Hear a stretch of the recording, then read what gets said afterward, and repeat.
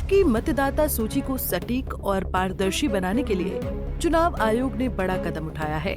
बिहार में चल रहे स्पेशल इंटेंसिव रिवीजन यानी SIR के अनुभव को देखते हुए अब इसे पूरे देश में लागू करने की तैयारी है। चुनाव आयोग का मानना है कि इस प्रक्रिया से मृत, स्थानांतरित और दोहरे नाम वाले मतदाताओं की पहचान कर उन्हें सूची से बाहर किया जा सकेगा। ऐसे में आइए विस्तार से जानते हैं कि कैसे और कब पूरे देश में होगा SIR। दरअसल बिहार में इस साल हुए विशेष गहन पुनरीक्षण के दौरान लगभग 65 लाख मतदाताओं के नाम सूची से हटा दिए गए थे। इनमें मृतक मतदाता, दूसरी जगह शिफ्ट हो चुके लोग और डुप्लीकेट नाम रखने वाले लोग शामिल थे। ये संख्या राज्य की कुल मतदाता सूची का लगभग 10% है।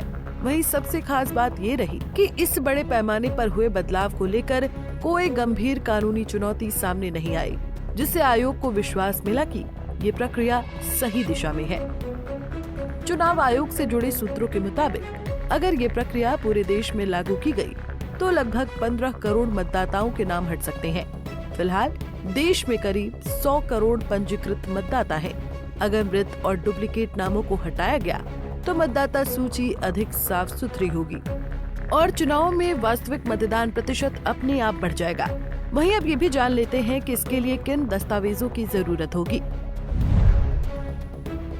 जिन मतदाताओं के नाम पिछली SIR में दर्ज थे, उन्हें किसी अतिरिक्त दस्तावेज की जरूरत नहीं होगी।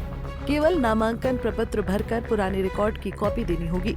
वहीं नए वोटर बनने वालों को डिक्लेरेशन फॉर्म भरना होगा, जिसमें जन्मतिथि और नागरिकता का विवरण देना अनिवार्य होगा। इसके अलावा 1 जुलाई 1987 से पहले जन्मे लोग अपने जन्म प्रमाण पत्र से प्रक्रिया पूरी कर सकते हैं। 1987 से 2004 के बीच जन्मे लोगों को माता पिता के नागरिकता संबंधी दस्तावेज भी दिखाने होंगे। 2004 के बाद जन्म लेने वालों के लिए शर्तें और सख्त हैं। उन्हें ये साबित करना होगा कि माता पिता में कम से कम एक भारतीय नागरिक है और कोई भी अवैध प्रवासी नहीं है।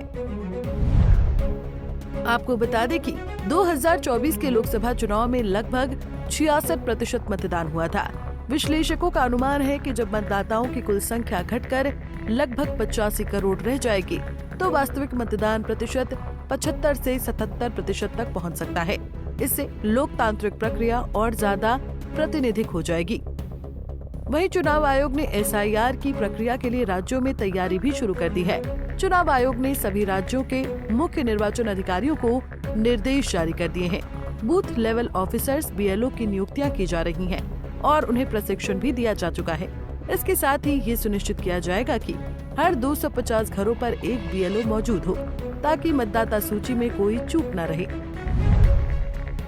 क्योंकि ज्यादातर राज्यों में पिछली SIR 2002-2004 के बीच हुई थी, इसलिए उस अवधि की वोटर लिस्ट को आधार मानकर संशोधन किया जाएगा। दिल्ली में 2002 की, उत्तराखंड में 2006 की और कुछ राज्यों में 2008 तक की सूचियां उपलब्ध हैं, जिन्हें वेबसाइट पर अपलोड कर दिया गया है। हालांकि बिहार में चल रही इस प्रक्रिया पर कई विपक्षी दलों ने सवाल उठाए हैं। राजद, कांग्रेस, वामपंथी दल और TMC ने आरोप लगाया कि बड़े पैमाने पर नाम हटाने से गरीब और हाशिए पर रहने वाले मतदाता प्रभावित हो सकते हैं। वहीं चुनाव आयोग का कहना है कि ये केवल मृत, डुप्लीकेट और स्थानांतरित लोगों के नाम हटाने के लिए है, ताकि फर्जी मतदान पर रोक लग सके। इसके अलावा बिहार के मामले में सुप्रीम कोर्ट ने भी इस प्रक्रिया पर नजर रखी हुई है।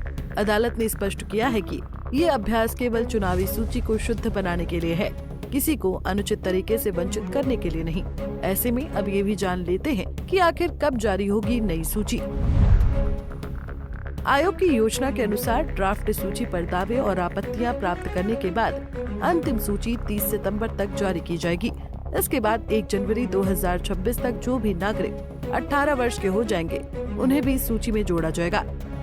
ऐसे में चुनाव आयोग का ये कदम मतदाता सूची की विश्वसनीयता बढ़ाने की दिशा में बड़ा प्रयास माना जा रहा है। साफ सुथरी मतदाता सूची से न केवल चुनावी प्रक्रिया में पारदर्शिता आएगी, बल्कि मतदान प्रतिशत भी बढ़ेगा और लोकतंत्र में जनता का विश्वास और मजबूत होगा। Bureau report, Punjab Kesari TV.